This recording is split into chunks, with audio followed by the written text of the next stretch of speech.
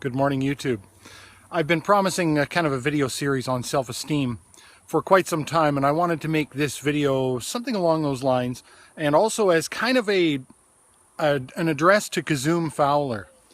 I've watched a few of his videos recently where he talks at great length about a lot of things that bother him about masculinity, about the gay community that he's a part of, which I don't understand anything of, I'll say right at the outset. But a lot of what struck me about some of the things that he's going through remind me of some of the things that I went through earlier in life as a result of being severely teased and abused in school, right from about grade 2 when I entered the school system in the area that I currently live, right until graduation. I was sort of the kid that was picked on. I had many really terrible names used at me. I was always excluded. I was always ridiculed. I was that kid, and it affected me much into my early adulthood as well. I became very introverted, and I was always a very passionate person, and I was as introverted as an outgoing person can be, because I had a lot of interests and hobbies and desires and passions, but I was definitely kind of sheltered within myself through conditioning.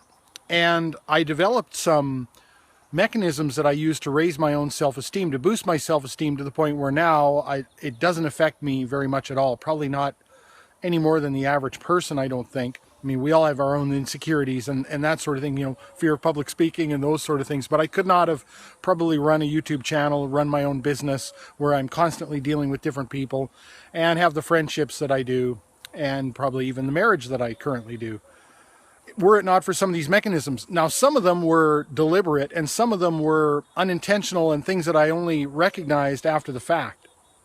And the one that I want to talk about today is one that I recognized after the fact, and it's one that I would call do it anyway, or just do it, or something like that.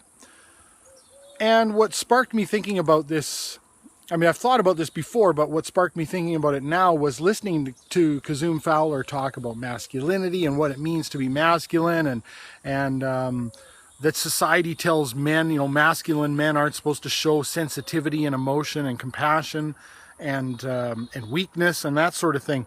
And I soundly reject all of that. I don't know what any of that means, really. I view myself to be a masculine man in terms of the way it's just the way I feel about myself. What does that even mean? What is the definition of that? Well, I mean, I guess some of it would be your traditional cultural accepted things about masculinity, but I certainly reject the notion that a masculine man can't show weakness and can't show sensitivity. I just reject it, and some of the most, what I would consider most manly men I know, who are friends of mine, seemingly reject that as well, because they're not afraid to display those things. I hear this quite often in the feminist rounds, where they talk about, you know, men are not supposed to show emotion. That may be in regions elsewhere or other men that I don't associate with, but when it comes to the people that I associate with, that's actually not an issue. Kazum talked a lot about things that bothered him, about expectations that people have that bothered him. And again, I don't understand necessarily where he's coming from directly, because I'm not a gay man. And so he's got a lot of other, I don't want to say baggage because it sounds negative, but he's got a lot of other stuff surrounding that I don't have. But I think there's a core there. And the core is that seeming need to bend to expectations, or to be concerned with what other people think. And of course, when you're ridiculed as much as I was in school, it's kind of all about what other people think. When everyone that surrounds you, except for maybe your own parents, is treating you a certain way, that is your environment, that is your world. And you have a tendency to have to consider what those other people think. And that, again, influenced me in early adulthood. When I got away from that environment, I was still reacting as though that was still the case.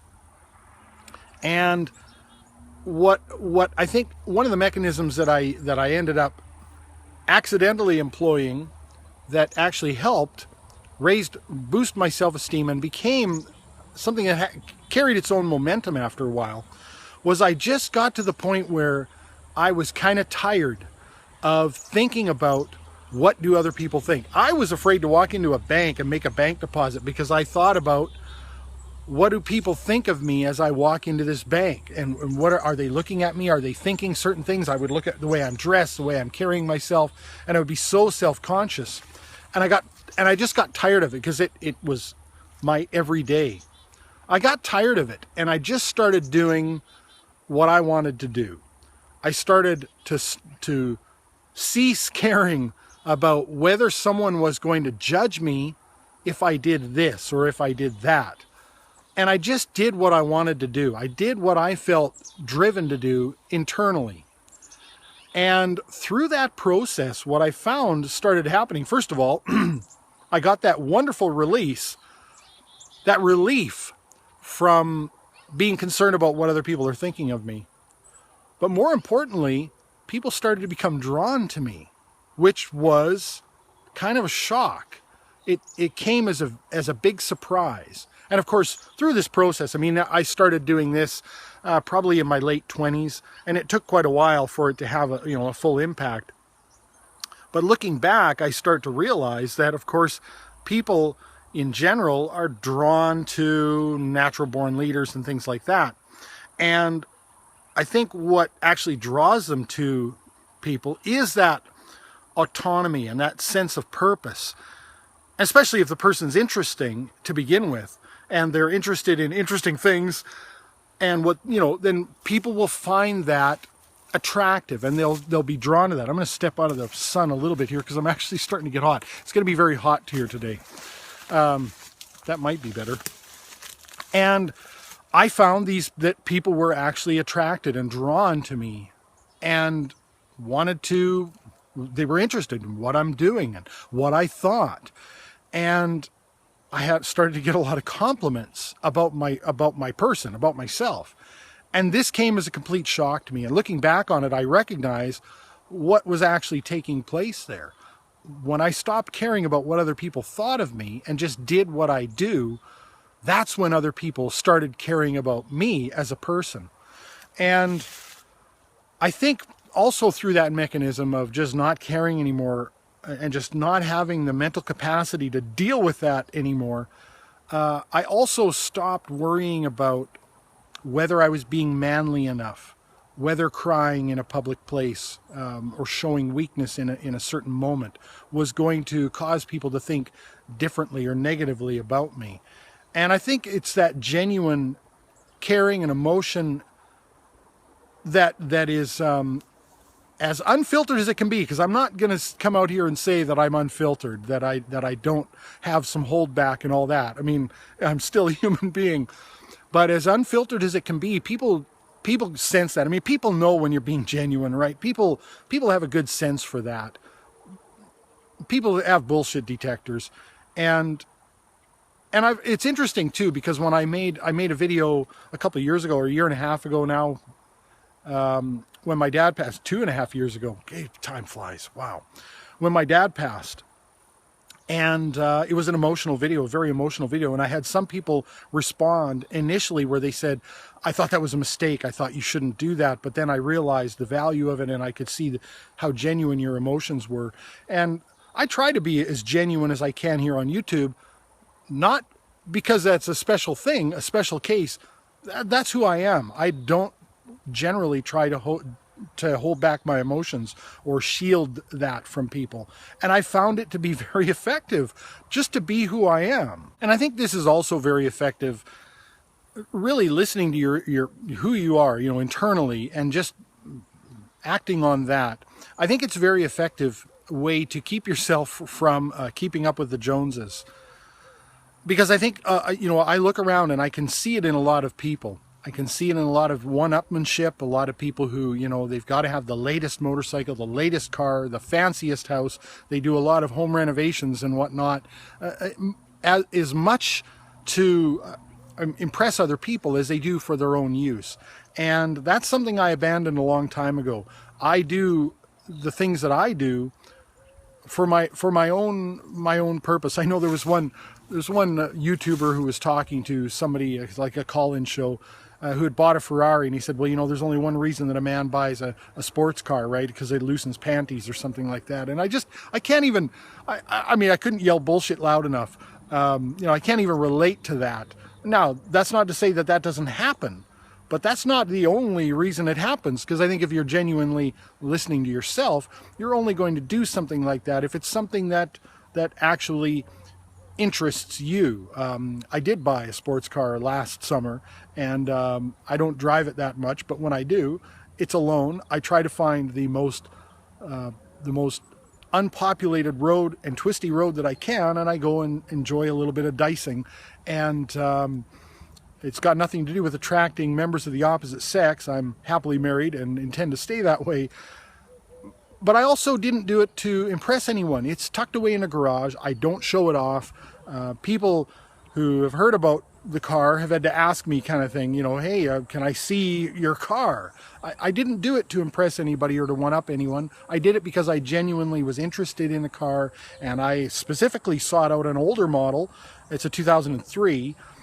Because after looking at some of the brand new cars that I was interested in, I thought, I just don't really feel like spending that much money right now. And I got nobody to impress. I'm going to buy the car that's reasonable, that interests me the most. Now, it's just one example, but I do see it a lot where people are trying to impress others, whether it's through their behavior, their adherence to some ideas of masculinity or femininity or whatnot. How they should carry themselves. I guess in the gay community, there's probably some of that too. There's the whole notions of, you're not really a proper, I don't know, gay guy, I guess, or whatever, or, you're not black enough if you're, there's all of that, right, within individual cultures that exists. And I think the only antidote for that, and as I keep saying, we need to be individuals, and we need to be treated as individuals, and we need to treat one another as individuals. And I think you just have to do what you do. Just do it. And I think, at least from my own experience, if you're genuine and authentic within yourself, ultimately people will become attracted to you. It may even be that they're not attracted to you in terms of they share your interests, but they sense the confidence that comes from someone who just says, I'm just going to do what I do. I'm going to listen to my inner person, and I'm going to be authentic here. And I think people recognize that authenticity, and they're drawn to it. So I don't know if this will help anybody, but I did want to address Kazoom with that, and hopefully that helps. If not, feel free, of course, to comment below. I've got some other mechanisms that I've used to help boost my own self-esteem, because I'm a much stronger person than I ever have been. It probably helps that I'm in my late 40s. I think there's some inner peace that kind of comes with that sometimes. But I would like to share those mechanisms as well. Thanks as always for watching, and have a great day.